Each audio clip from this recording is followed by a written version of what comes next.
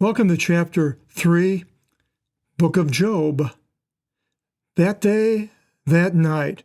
Boy, if you want to read anything in the Bible, anybody that has complaints, these first few verses are quite something as far as complaining to God. We all have complained, I'm sure, to God one way or the other, going through tough times. Why am I have to do this and go through that and so forth?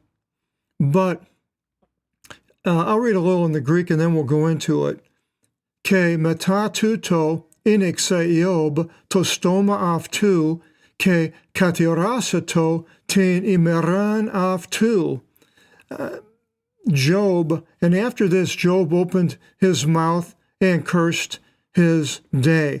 Now he's been struck in the flesh with all these boils, lost his family, lost all of his goods, but yet he reaches out, we'll see, to God in verse 4. This, as I mentioned, is probably the oldest book in the Bible, predating the time of Moses, who wrote the book of Genesis, and possibly this is back in the time of the patriarchs.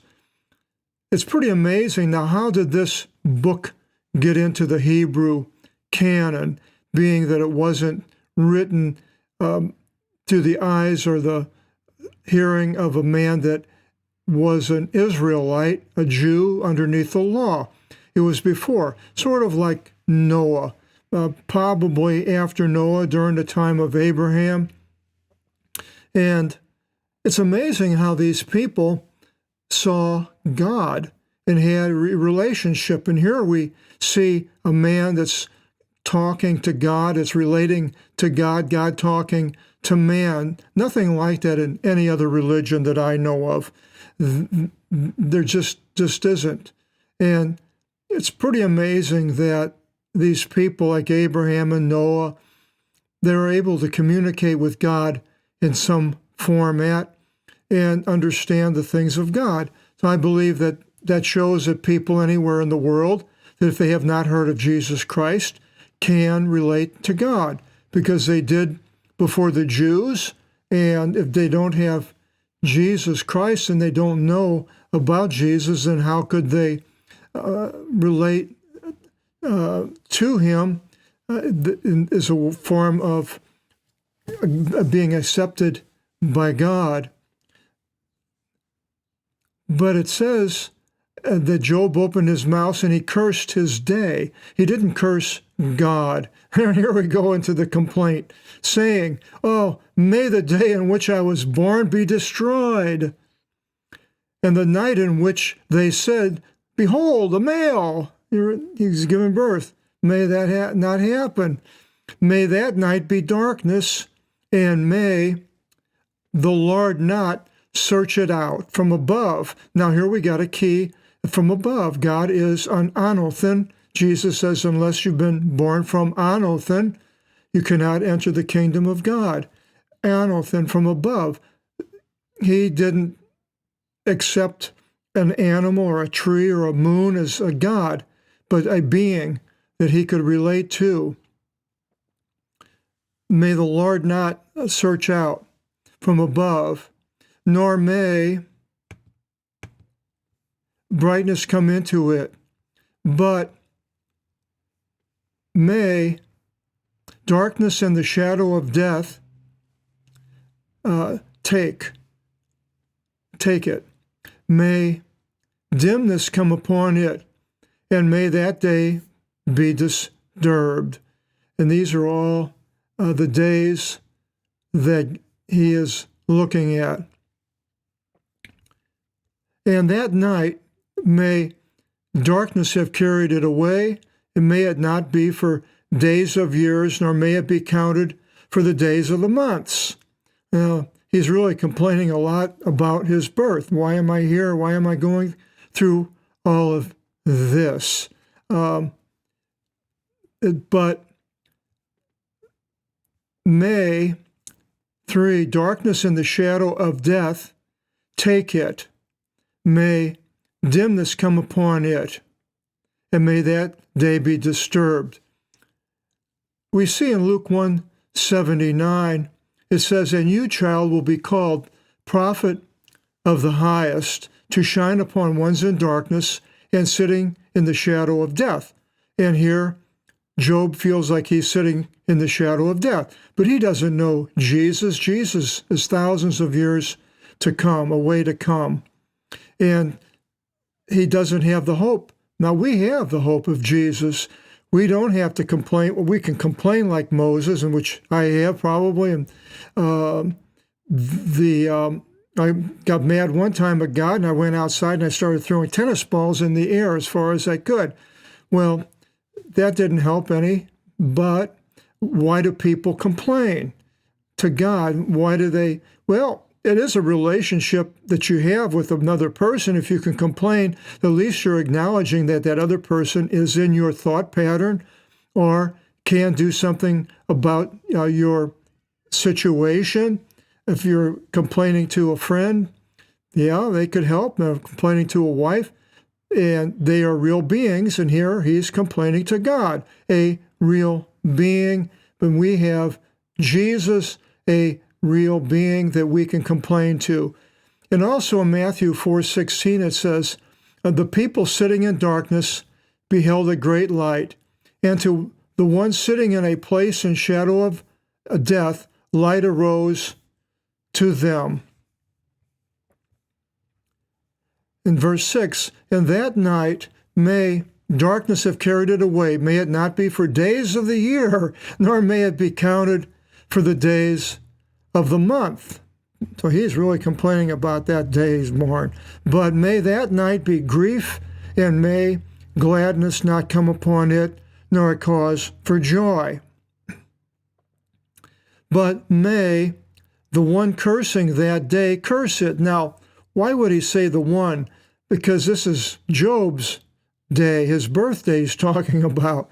Why would anyone else curse that day unless he's talking about some other type of a day? And then we see after that, the ones being about to awaken Leviathan, as you've heard many places and many times in prophetic sermons and so forth. So may the ones cursing it that day, the ones being about to awaken Leviathan. So here we are going into the future, that we see this Leviathan in the Greek.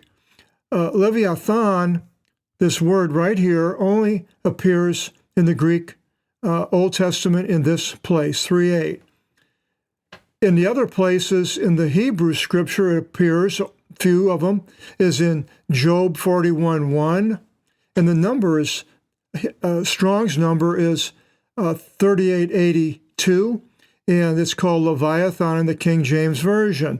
That's a Hebrew word, Leviathan, and right here, the translators of the Old Testament Hebrew into Greek transliterated the word Leviathan into Leviathan, but they didn't do it in these other places that I'm mentioning, Job 41:1, Psalm 74:14, the Hebrew Leviathan, and King James, it calls it a dragon. And then Psalm 104:26,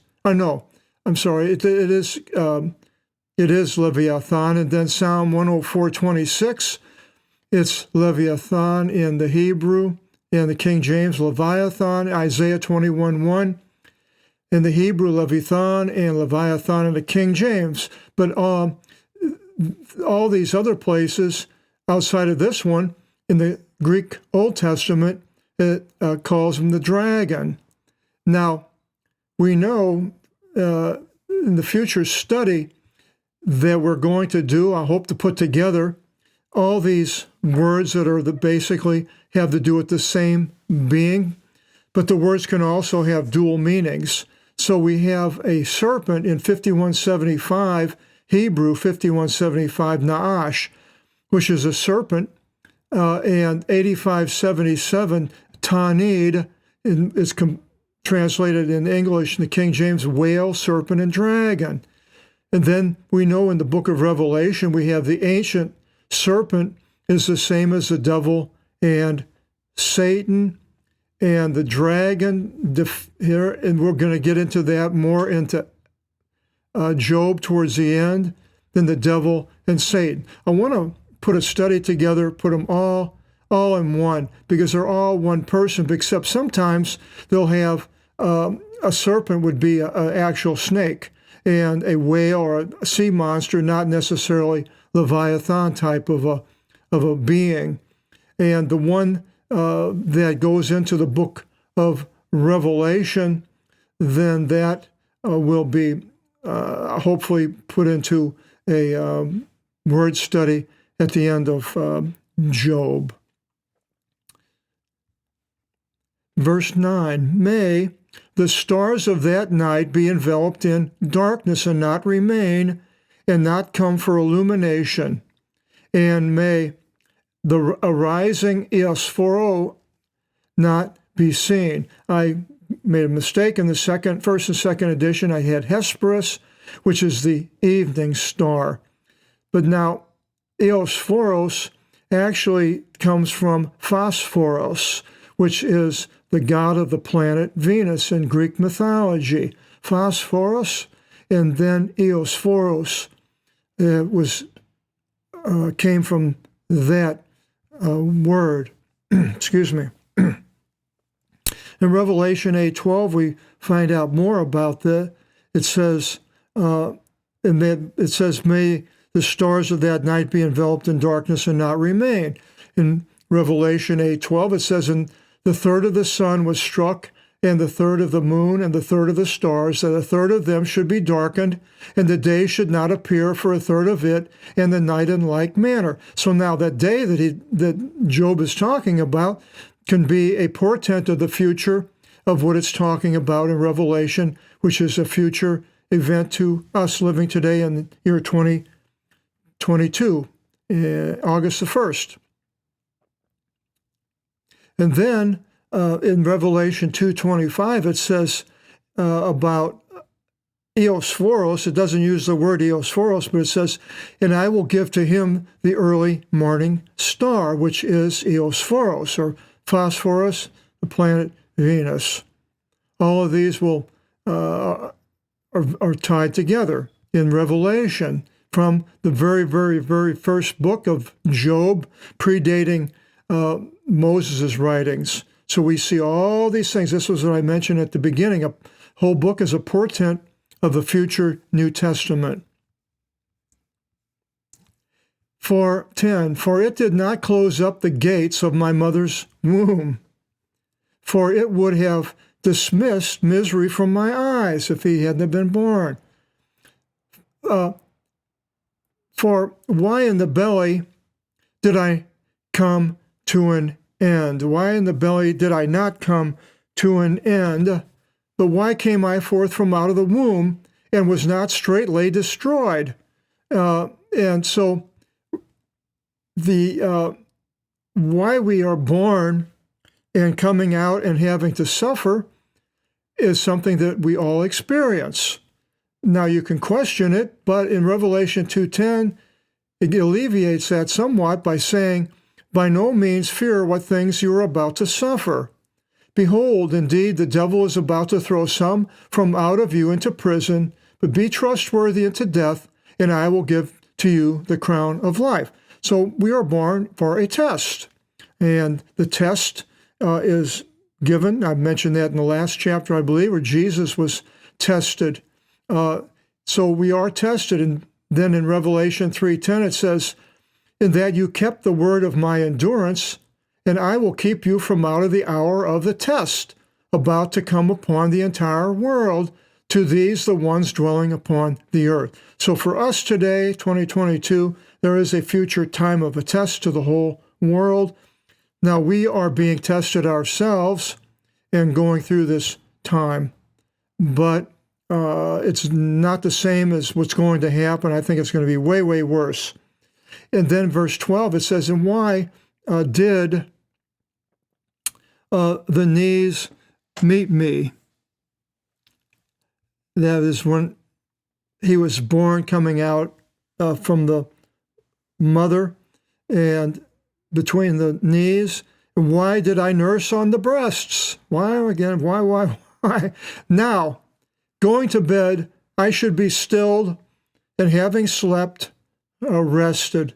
Basically, why am I not dead, stilled and slept here and going to bed? Because it says, with the kings, the counselors of the earth, who pranced with blades, or with rulers, whose gold was abundant, who filled their houses with silver, or as if a miscarriage going forth from out of a mother's womb, or as infants who beheld not light, weren't born, there the impious ones ceased the rage that is in death of anger. There the exhausted in the body are rested.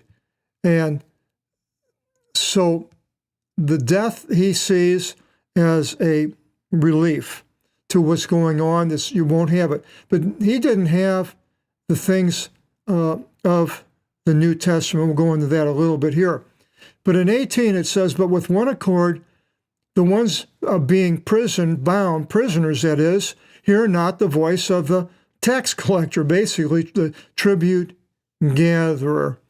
Now, all these terrible things that we may think we're going through, if you're listening to the video here, I worked as a psychiatric technician in the state of California back around 62 and 63, 62 and 63, and 1 year in a mental hospital and the other year in a hospital with the developmentally disabled, is what they call them today. And I'll tell you right now, you can't imagine how some people have been born in the afflictions that they have to go through. I hate to scare you or make you uncomfortable about it, but if you saw what I saw, and then you realize if you have your health, how fortunate you are, and I am. I mean, children that were born, they call it hydrocephalics, water filled up in the brain, and their heads were like a watermelon. And other ones were all tied up and couldn't move. You had to feed them, and they had to turn them over, clean them. Oh, it was just horrible. And there's all these people like that. But yet, if you don't have it and you're walking around and eating and sleeping, you really don't have anything to complain about like these people. Now, you question, well, now, did these people know Jesus? Are they going to be delivered? They're going to go to be with Jesus in the heaven or not? And all these things. Well, the worst case scenarios were, as I mentioned, but a good case scenario was this one young man who was in a wheelchair, and he had a board in front of him, like the Ouija boards, if you know what those are, and it had an alphabet on it, and he had a baton, and he could move his arms, and that would be about it in the wheelchair, and he'd hit a button, and it would say something on a loudspeaker. I'm hungry, I have to go to the bathroom, God bless you, and had Jesus stickers all over his wheelchair, and went around telling all the people in the hospital, which was a microcosm of the world, about Jesus. So it happened even there, the people that believed in Jesus, even though they were suffering all these different misfortunes, but yet the person that had Jesus had a smile on his face and hit the buttons, how are you, praise God, and all these things. And so this is what we are going through. We have to make the best of this test. God is letting us go into a test, but Jesus says, pray that you would not be in the test. Lead us not into the test. The temptation, the King James, really bad translation, the test. The head of the largest church in the world said that God doesn't test. Well, he hasn't apparently read the Bible. Boy. And so verse 19, and then it says, small and great are there in the grave dead, even the attendant be in awe of his master. For why has light been given to the ones in bitterness, and life to the souls in grief? And so we are in grief, and why? Well, I don't know why God does what he does. Nobody knows why God does what he does. But the situation is there, and we are in the test. the ones longing for death and attain not, rooting it up as if for treasures. Excuse me. There are some men that want to die.